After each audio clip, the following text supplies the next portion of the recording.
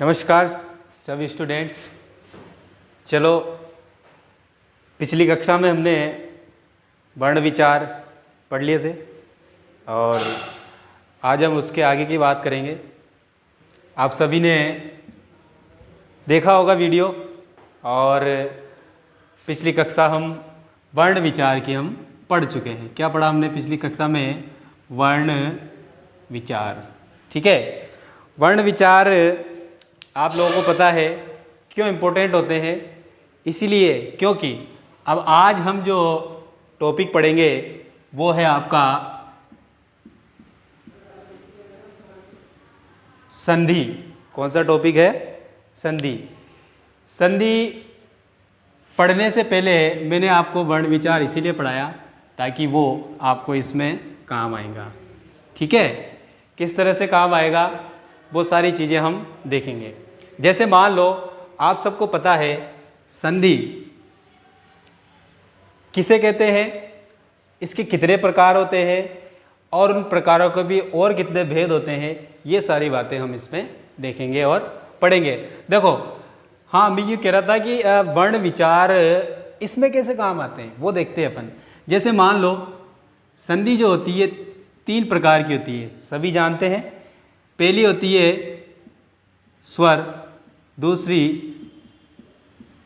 व्यंजन, और तीसरी जो होती है वो होती है विसर्ग। ठीक है, स्वर संधि को अच संधि भी कहते हैं और व्यंजन को हल संधि भी कहते हैं।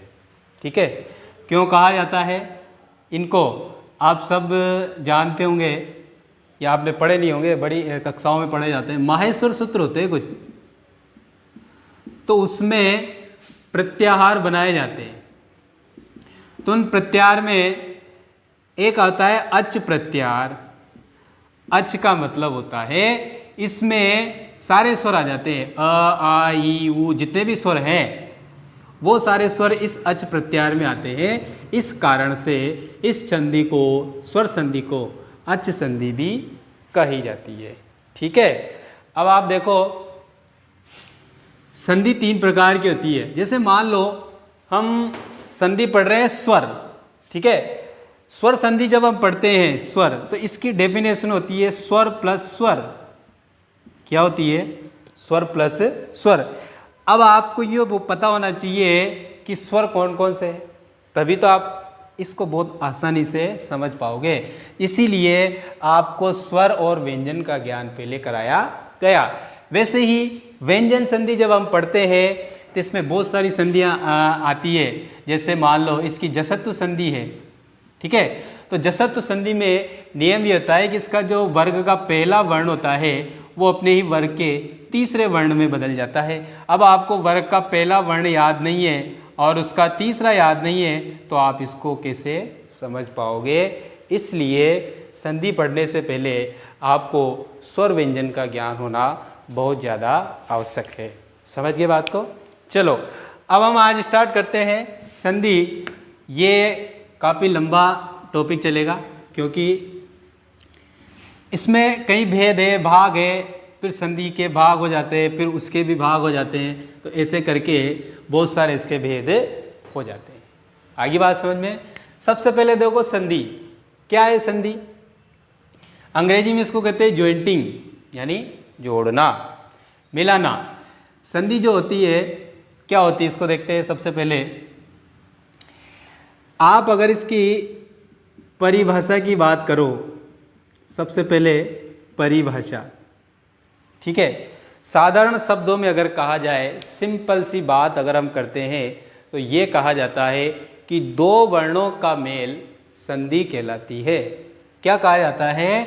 2 वर्णों का मेल। किसका मेल? 2 वर्णों का मेल संधि कहलाती है। किसका? 2 वर्णों का मेल संधि कहलाती है। लेकिन ये तो एक साधारण सिंपल सी बात है। अगर हम संस्कृत के हिसाब से इसकी परिभाषा देखें तो एक सूत्र आता है, पर सन्निकर्ष संहिता। क्या होता है? परसन्निकर्ष संहिता। अर्थात इसका मतलब होता है, अर्थात वर्णों की अत्यधिक निकटता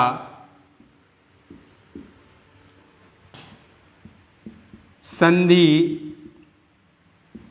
कहलाती है।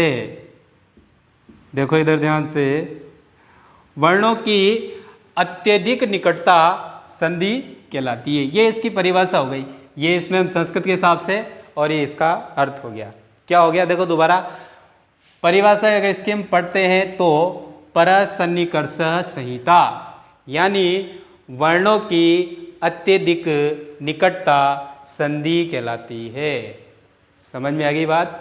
वर्णों की अत्यधिक निकटता संधि कहलाती है।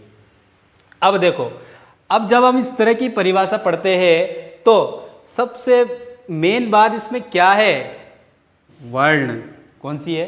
वर्ण। यहां भी देखो दो वर्ण। अब वर्ण कोई से भी हो सकते हैं। वर्ण हमने पढ़ लिया, देखो ये अ भी वर्ण है, क भी वर्ण है, ठीक है। अब जब ये आपस में मिलते हैं तो इनकी निकटता ही क्या कहलाती है? संधि कहलाती है। जैसे स्वर संधि हम पढ़ रहे हैं तो वो होता है स्वर प्लस स्वर, ठीक है। अब स्वर प्लस स्वर होता है इस कारण से, यानी प्लस के इधर भी कोई स्वर रहेगा और इधर भी कोई स्वर रहेगा। ये बात समझ में आएगी? तो ये दोनों वर्ण हैं, इन वर्णों की निकटता ही क्या कहलाएगी? संधि कहलाएगी। इस कारण से आप सभी को पहला वाला वीडियो बहुत अच्छे से देखना है और उसको याद करना है, पता रखना है, दिमाग में रखना है कि वर्ण कौन कौन से होते हैं, स्वर कौन से होते हैं, व्यंजन कौन से होते हैं, और उसमें संयुक्त स्वर कौन से होते हैं, संयुक्त व्यंजन कौन से होते हैं। ये सारी चीज़ें हमें पता होना चाहिए। तो आप इस तरह से अपने कॉपी में ये परिभाषा ऐसे ऐसे नोट कर लीजिए। परसन्निकर्ष संहिता, ये इसका सूत्र है, ये इसका अर्थ है, अर्थात वर्णों की अत्यधिक निकटता संधि कहलाती है। आगे बात समझ में? तो ये तो हो गई किसकी बात? किसकी बात हो गई? परिभाषा की बात। तो ये इसकी परिभाषा हो गई। समझ में आ गया सबको? क्लियर है यहाँ तक? अब हम आगे चलते हैं परिभाषा के बाद। अच्छा, आप सब ये जो शब्द देख रहे हो संधि, इसको अगर अलग अलग कर सकते हो तो क्या होता है? देखो, इसमें है सम उपसर्ग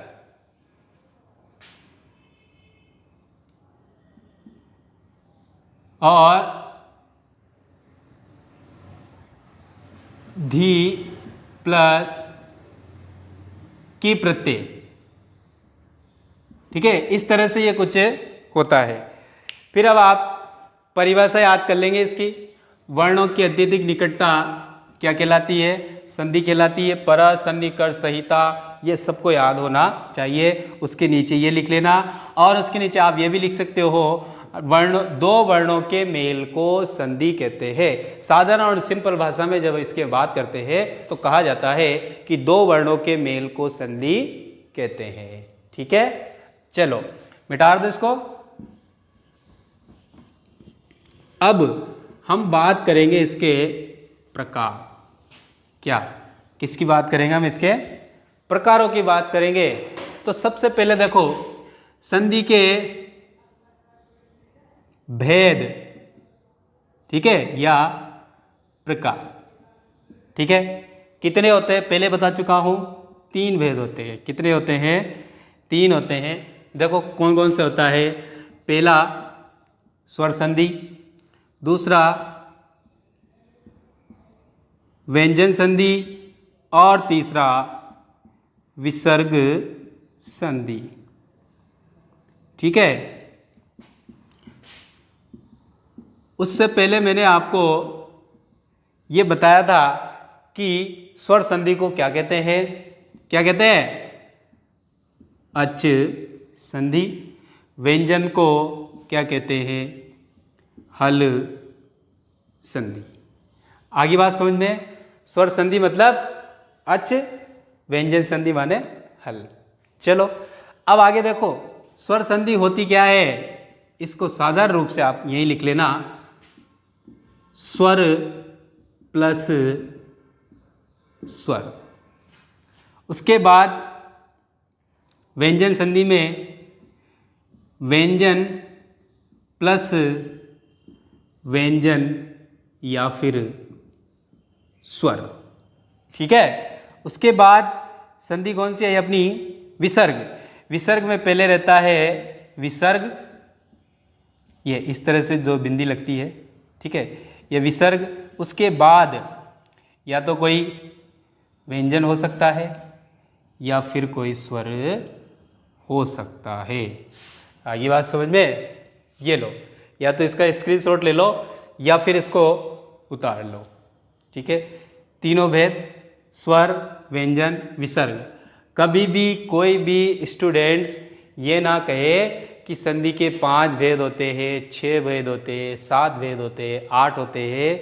नहीं, संधि के मुख्य रूप से 3 ही भेद होते हैं, स्वर संधि, व्यंजन संधि, विसर्ग संधि। स्वर संधि को अच संधि कहते हैं, व्यंजन संधि को हल संधि कहते हैं और विसर्ग संधि को विसर्ग ही कहते हैं। उसके बाद परिभाषा अगर साधारण रूप से देखें, इसमें स्वर प्लस स्वर होता है, इसमें व्यंजन प्लस व्यंजन या फिर स्वर होता है, या फिर विसर्ग संधि में विसर्ग के बाद व्यंजन होता है या फिर कोई स्वर होता है। क्लियर है यहाँ तक? यहाँ तक की बात आप नोट कर लीजिए या इसका स्क्रीनशॉट ले लीजिए।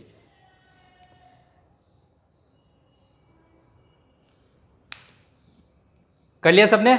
चलो अब देखो, आगे हम एक एक करके सबको पढ़ेंगे। ओके, स्वर संधि, व्यंजन संधि और विसर्ग संधि। तो सबसे पहले आप हेडिंग लगाओ स्वर संधि। ठीक है, बाकी सब मैं मिटा देता हूं। ये लो भाई, मिट गया।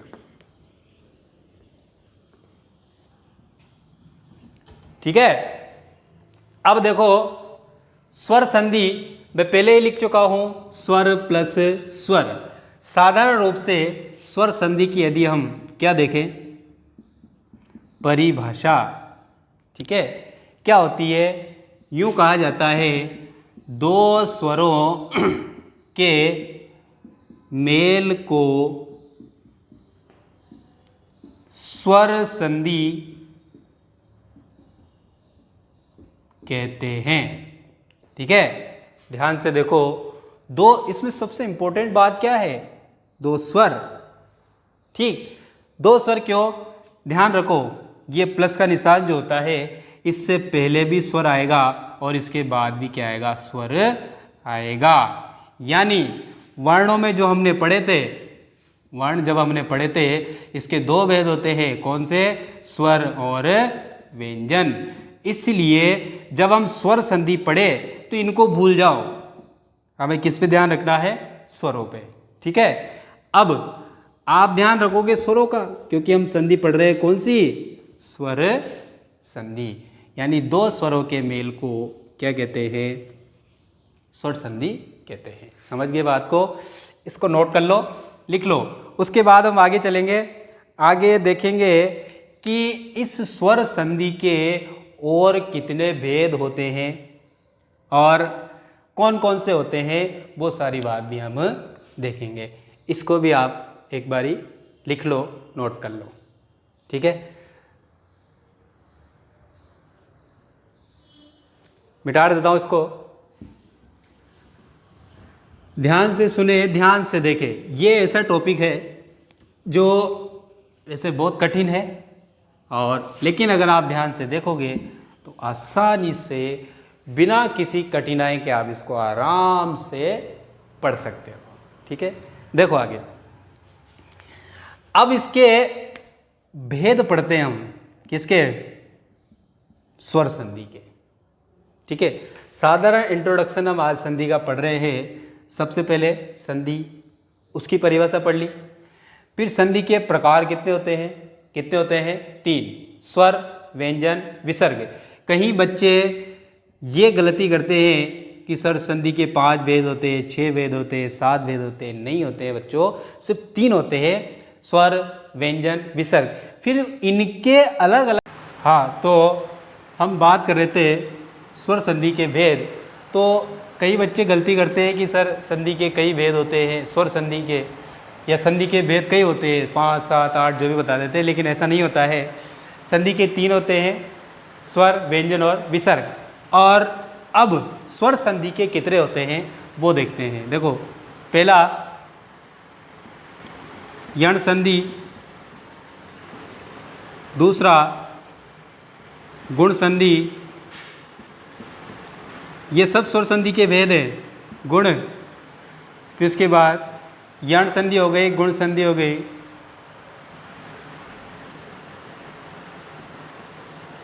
दीर्घ,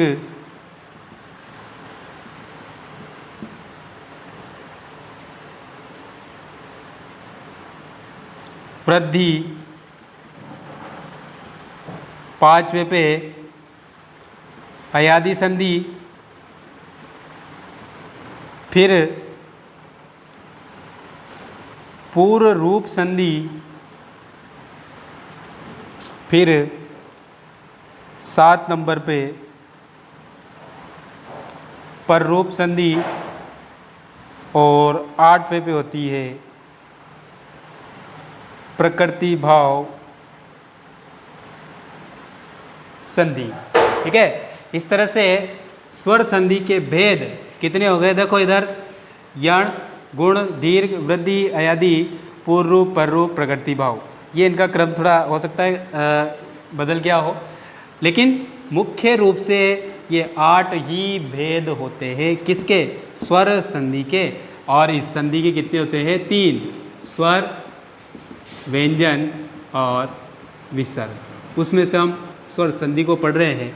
स्वर संधि के भेद कितने हो गए? 8, यण, गुण, दीर्घ, वृद्धि, अयादि, पूर्व रूप, पर रूप और प्रकृति भाव। समझ गए? इसको नोट कर लो, ये इसका स्क्रीनशॉट ले लो। ठीक है, अब इन सब को हम एक एक करके क्रम से पढ़ेंगे। पहले यण पढ़ेंगे, गुण पढ़ेंगे, दीर्घ पढ़ेंगे, वृद्धि पढ़ेंगे, अयादि, इस तरह से क्रम से चलेगा। काफ़ी लंबा चलेगा ये टॉपिक। ठीक है, तो ये मिटा देता हूँ मैं। सबसे पहले हम पढ़ेंगे इसमें यण संधि। संधि कौन सी पढ़ रहे हैं हम? स्वर। कौन सी पढ़ रहे हैं? स्वर। और स्वर संधि के अभी हमने भेद पढ़े कितने? 8 भेद होते हैं। कितने होते हैं? 8। ये लो, मैं यहाँ हेडिंग डाल देता हूँ, स्वर संधि, और उसमें पहले नंबर पे अपनी आती है यण संधि। कौन सी? यण संधि। ठीक है, सबसे पहले इसका सूत्र आता है इको यणची। ये लो, इसमें पूरी संधि है। देखो कैसे है। इको यणची आपको पढ़ना है। तो इसमें क्या होता है? सबसे पहले इसमें होता है इक को यण आदेश हो जाता है। अब आप कहोगे सर इक क्या है और यण क्या है? इक का मतलब, ये जो इक से मतलब है, इसका मतलब होता है ई, उ, री और ली। ये इक में आते हैं चारों, ई, उ, री और री। अब इसके साथ बड़ा ई भी रख सकते हैं, बड़ा ऊ रख सकते हैं और बड़ा ऋषि भी रख सकते हैं। ठीक है, यण का मतलब क्या होता है? इधर देखो, यण का मतलब होता है य, व, र और ल। अर्थात क्या समझे आप? इक को यणादेश होने का मतलब है, इक का मतलब ई, उ, री और ली। तो सिंपल सी बात यह है कि यदि प्लस के इधर ई आता है और उसके बाद कोई दूसरा स्वर आ जाता है तो ई का क्या हो जाएगा? ई किस में बदलेगा? ई बदलेगा य में। ठीक है, अगर उ आता है, उ बदलेगा व में, और री है, इधर प्लस के इधर आ जाते हैं ये सब, तो री बदलता है र में, और ली जो है वो बदलता है ल में। ठीक, समझो दोबारा, सूत्र होता है इको यणची, इसमें दो शब्द निकल के आएंगे, एक तो इक और दूसरा आएगा यण। इक का मतलब ई उ री और ली होता है, यण का मतलब होता है ये व र और ल। ये सब माहेश्वर सूत्र है, आप नहीं समझ पाओगे वो अलग बात है। देखो ये व र और ल, ये सीधी सिंपल सी बातें आप समझो, जो आपके काम की बातें हैं वो मैं आपको बता रहा हूँ। इक ई उ री ली और इक क्या बन जाएगा, यण बन जाएगा। कब बन जाएगा, जब इन चारों के बाद कोई असमान स्वर होगा। तो आप सिंपल सी बात ये लिखो कि इक को यण आदेश हो जाता है। समझ गए यहाँ तक। उसके बाद देखो एक हम डायग्राम बना लेते हैं, मैं लिख देता हूँ आपको यहाँ पे। ई या ई के बाद, ये बाद कोई असमान स्वर, ई या ई के बाद कोई असमान स्वर आएगा तो क्या बनेगा, ये आधा बनेगा, ध्यान रखना। हलंत लग रहा है आधा। फिर ऊ या ऊ के बाद कोई असमान स्वर आएगा तो उसका व बन जाएगा। री या फिर बड़ा री, इसके बाद कोई असमान स्वर आएगा तो उसका र बनेगा आधा। फिर आपका एक स्वर है री, इसके बाद कोई असमान स्वर आता है तो उसका बन जाएगा क्या, ल। ठीक है, चार तरह की चीज़ें हमारे सामने है। पहली, ई या ई, बड़ी ई के बाद कोई असमान स्वर आता है। असमान से मतलब ये है कि ई और ई के बाद सिर्फ ई और ई नहीं आना चाहिए, इनके अलावा कोई सा भी स्वर आ जाए। ध्यान रखना, स्वर, कोई सा भी स्वर आ जाए तो समझ लेना इस ई और ई के स्थान पर ए बनेगा। ऊ या ऊ के बाद कोई असमान स्वर, अर्थात ऊ या ऊ के बाद ये ऊ या ऊ न आए, इनके अलावा कोई दूसरा स्वर आ जाए तो वह बन जाएगा। री या री के बाद आएगा तो र बनेगा, और री के बाद बनेगा तो ल बनेगा। इसलिए अब आप इसको देखो ध्यान से और तुरंत प्रभाव से इसको उतार लो, छाप लो, या फिर इसका स्क्रीनशॉट ले लो। ठीक है,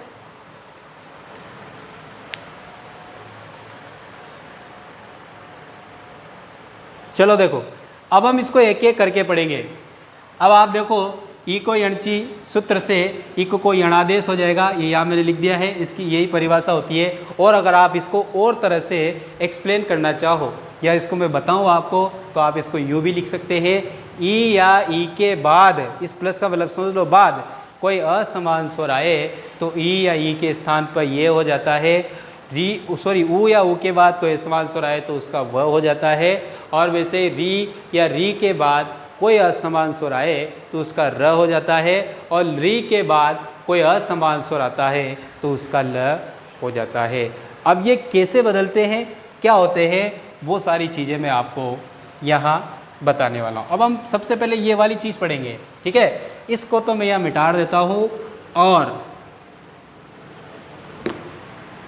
ये मैं लिखता हूँ यहाँ। ध्यान रखना, ई असमान स्वर, ठीक है, बराबर ये ऊ या ऊ असमान स्वर बराबर व।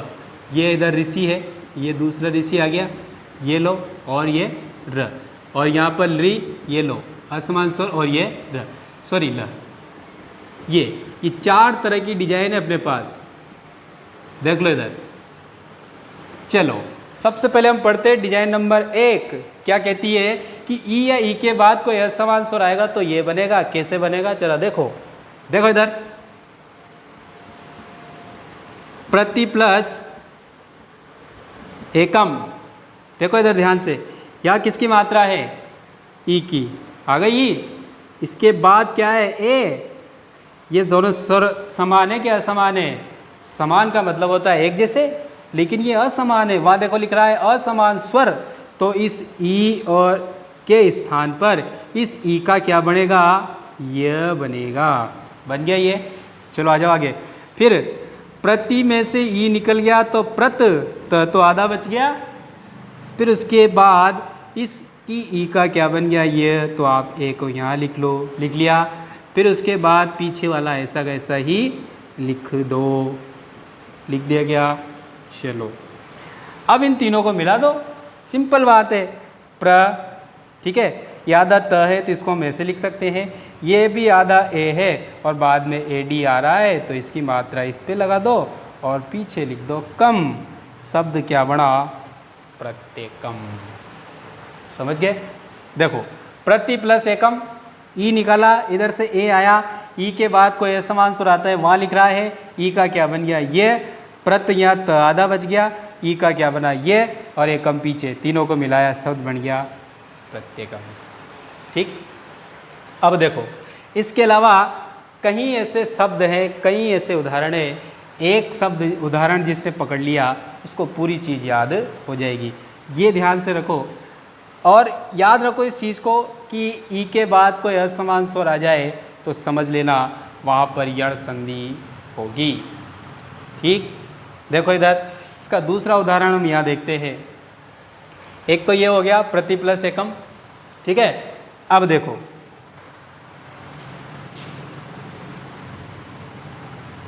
एक शब्द आता है, बहुत सभी लोग उसको देखते हैं और प्रयोग में भी लेते हैं। यदि प्लस अपि, यहाँ वही ई की मात्रा है, देखो द में, फिर यहाँ अ आ गया, दोनों समान है कि असमान? असमान है, तो ई काय में बदल गया, य में बदल गया, और यहाँ पर यद आधा बच गया, फिर उसके बाद प्लस ई का क्या बन गया? ये बन गया, फिर उसके बाद लास्ट में क्या है? अपि। लास्ट में क्या है? अपि।